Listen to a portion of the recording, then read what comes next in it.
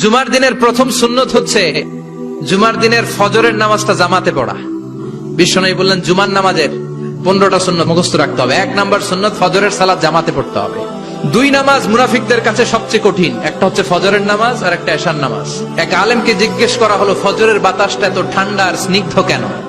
আলেম উত্তর দিয়েছিল কারণ ফজরের বাতাসে মুনাফিকদের নাকের দুর্গন্ধ মিশে না।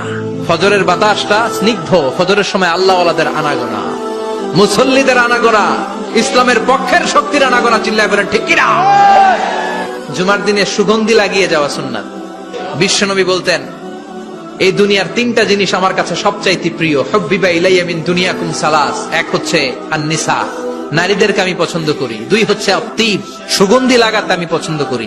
বিশ্বনবীরে কেউ সুগন্ধি হাদিয়া দিয়েছে, বিশ্বনবী নেয় না, এরকম কোন ঘটনা ঘটে নাই। আল মাশিউ আলাল ইকদাম, বিশ্বনবী বললেন হেঁটে হেঁটে জুমার নামাজে যাওয়া সুন্নাহ।